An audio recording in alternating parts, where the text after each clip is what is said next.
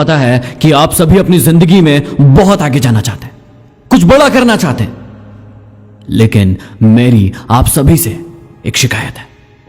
क्यों आप बार बार उस बंदर के जैसे सोचने लगते हो जिसे आम की गुठली दिखी? उसे पता था कि यदि इस गुठली को मैं जमीन में गाड़ूंगा तो इसे एक पेड़ निकलेगा जिसमें फल आएंगे जो हम खा सकते हैं। उसने गुठली को उठाया और जमीन के अंदर गाड़ दिया और पेड़ पर जाकर बैठ गया और रास्ता देखने लगा। 5 मिनट हो गए, 10 मिनट हो गए, 15 मिनट हो गए, कोई पेड़ बाहर नहीं आया।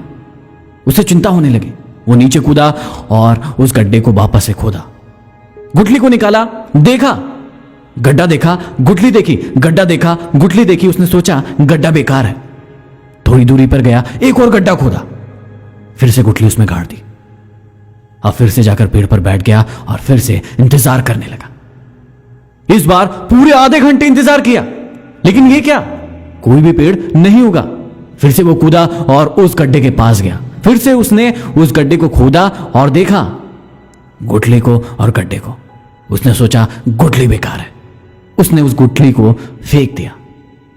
1 सेकंड के लिए सोचकर देखिए, यदि हमारे नाना नानी या दादा दादी उस बंदर की प्रवृत्ति के होते, उसकी सोच के होते, तो क्या आज हम कोई भी फल खा रहे होते?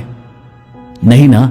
तो सोच कर देखिए, यदि हमें भी हमारी जिंदगी में कुछ करना है, कुछ हासिल करना है, कुछ बड़ा करना है, तो फिर अपनी सोच को बदलना होगा। कैसे कोई भी चीज हमें 1 दिन में मिल सकती है, 2 दिन में मिल सकती है। किसी भी चीज को प्राप्त करने में समय लगेगा। हमें अपने लक्ष्य को, हमारे एम को भी ऐसे ही बीज की तरह बोना होगा, उस गुठली की तरह बोना होगा और खाद देना होगा, पानी देना होगा और सबसे इंपॉर्टेंट इंतजार करना होगा।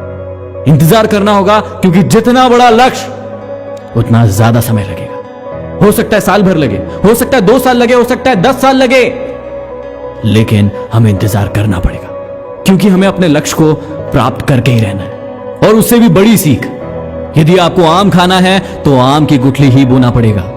बबूल का बीज बोकर यदि आप आम खाने की चाहत रखेंगे तो कभी भी पूरी नहीं हो पाएगी।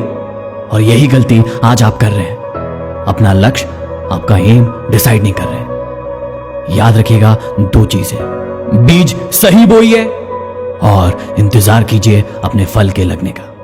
शायद ये बातें आपको समझ में आई होगी। यदि समझ में आई और दिल में आग लगी हो